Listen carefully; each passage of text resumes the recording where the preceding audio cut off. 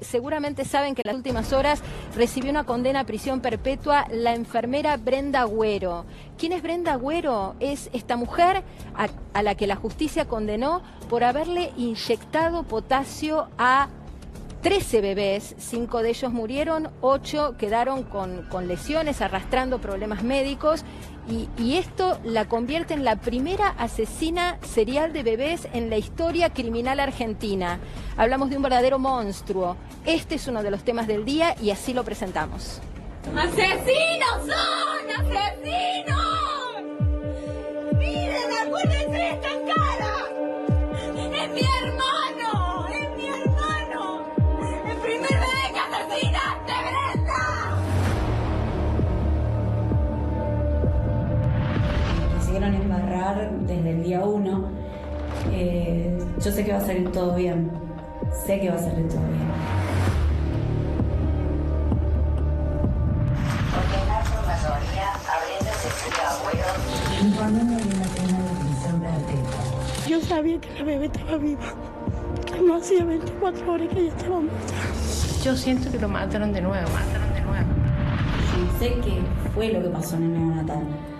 Después de que fueron los peritos, de que se hicieron las autopsias, se expusieron las autopsias, ahí fueron desglosando ellos de los 13 casos qué patología tenía cada niño y qué fue lo que desencadenó, ya sea el fallecimiento o, ¿cómo es? Que tengan alguna patología los sobrevivientes.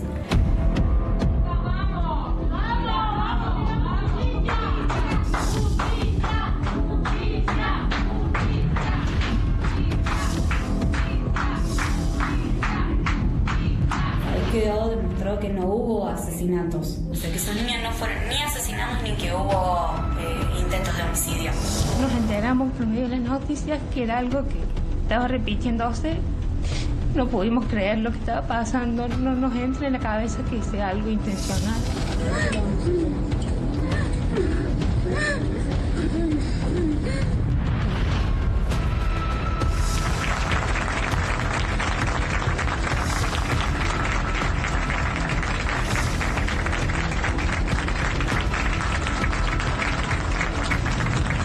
Soy ese monstruo que crearon, porque ese monstruo nunca existió y nunca va a existir.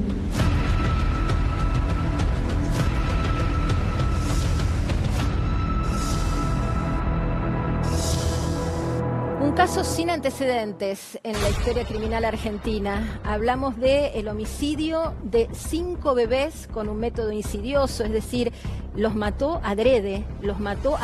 A esta conclusión llegó la justicia. 8 bebés más que salvaron su vida de milagro, porque una suerte de ángel, que es el marido de un anestesista de este neonatal, bueno, a partir del relato de su mujer, sorprendida por estas muertes de bebés que se produjeron, estas 5 muertes entre marzo del 2022 y junio del 2022, en muy poco tiempo. La mujer sorprendida le cuenta al marido, el marido, un ingeniero, dice: la verdad no puedo creer esto que me estás contando, voy a hacer la denuncia. Y así se inicia esta causa, porque hasta ese momento el hospital encubría y las mamás estaban duelando a sus bebés y no entendían lo que había pasado y no sabían de estos antecedentes. Esto nos lleva a una condena sin precedentes también. Tenemos para repasar las condenas que no fueron solamente a Brenda Agüero. Brenda Agüero, esta enfermera responsable primaria, autora material e intelectual, por supuesto, de este espanto, recibió la condena de prisión perpetua a través de un tribunal popular, de un jurado popular. Pero seguimos repasando las condenas. Diego Cardoso, el exministro de Salud de Córdoba, fue absuelto. En su momento le costó su cargo a Cardoso, pero en la responsabilidad penal el tribunal entendió que no le correspondía. Pablo Carvajal, el exsecretario de Salud, 4 años de prisión, no va a ir a la cárcel hasta que quede firme la condena. A él sí le imputaron responsabilidades penales en el encubrimiento. Seguimos repasando los condenados. Bueno, Liliana Sis, la exdirectora del hospital, además de costarle el puesto, por supuesto, 5 años y 4 meses, seguirá cumpliendo la condena en su domicilio. También esto tiene que ver con el encubrimiento, la alteración de historias clínicas, la negación de los hechos. Y Alejandro Escudero Salama, el ex vicedirector del hospital, 5 años por la misma responsabilidad que la ex directora. Estas son las condenas y si uno tiene que repasar los fundamentos, tenemos más acá. Marta Gómez Flores, la ex jefa de neonatología, 5 años, y Luisa Morales, médica, 5 años, porque la enfermera estaba bajo la órbita de este personal, porque la justicia entendió, el tribunal entendió que hubo encubrimiento del accionar de Brenda Agüero y porque Brenda Agüero tuvo acceso sola a esos bebés y pudo generar estas maniobras que los llevan al resultado muerte a 5 de ellos y a 8 los deja, la verdad que muy lastimados, padeciendo las secuelas de este exceso de potasio en la sangre. Aquí los fundamentos para esta asesina de bebés, como decíamos, 13 casos, 5 muertes, 8 sobrevivientes. La autopsia vio pinchazos en la piel, algunos parecen hechos, según lo que dijeron los especialistas, de manera, vamos a decir, torpe, de manera apurada. Ahora lo vamos a profundizar. El nivel de potasio e insulina encontrado en la sangre de estos bebés, 2 de ellos fueron a autopsia, es incompatible con la vida, esta es la conclusión a la que llegó la autopsia, y además no tenían ninguna prescripción médica de inyección de potasio o de insulina, con lo cual es injustificable esta presencia en sangre de niveles incompatibles con la vida. Y, como decíamos, esto es solo explicable por la inoculación externa. Esta es una conclusión de la autopsia que fue clave a la hora de esta condena ejemplificadora perpetua. Tenemos más sobre los fundamentos. La única presente en todos los episodios fue Brenda Agüero. Tuvo proximidad exclusiva a estos bebés, era la primera en recibirlos, la que tenía acceso libre a ellos, la que los llevaba y los traía de la habitación de los papás, quien los tenía que cuidar en neonatología.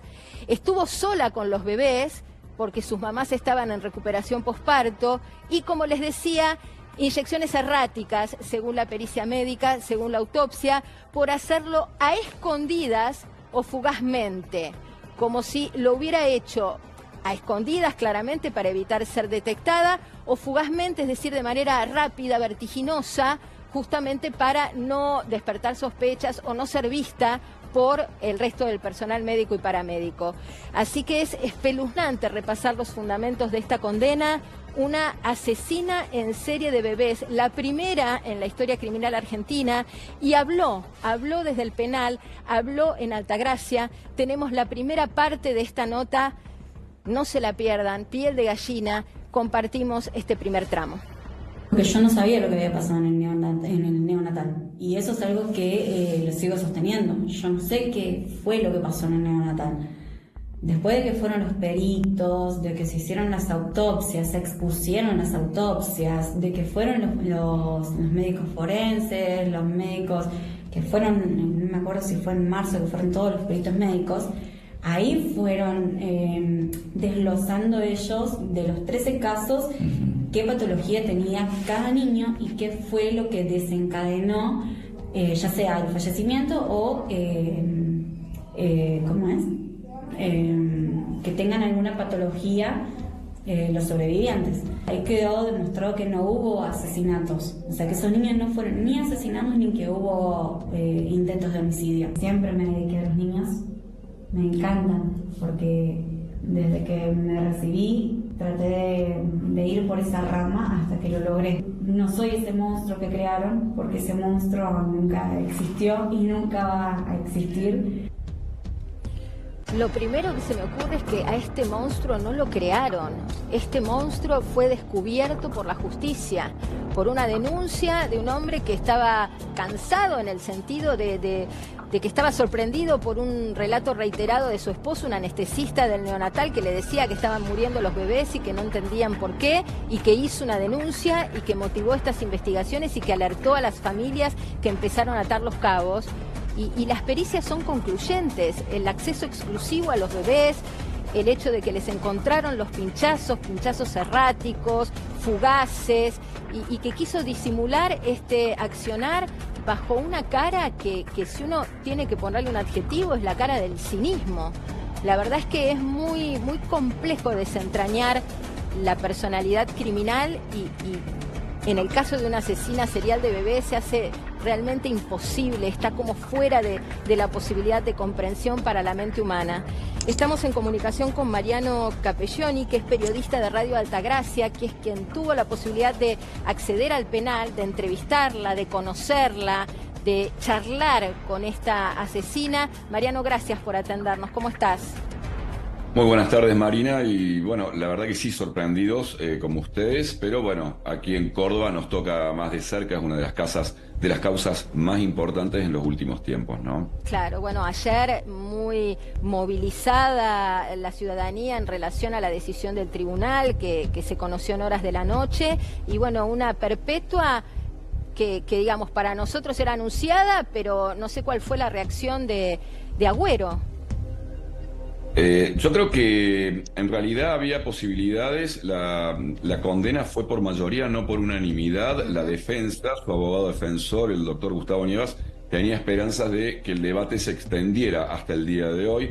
Fueron 10 horas de deliberación del jurado popular, 8 jurados populares que definieron con los jueces técnicos, ¿no? Y en esto no causó sorpresa.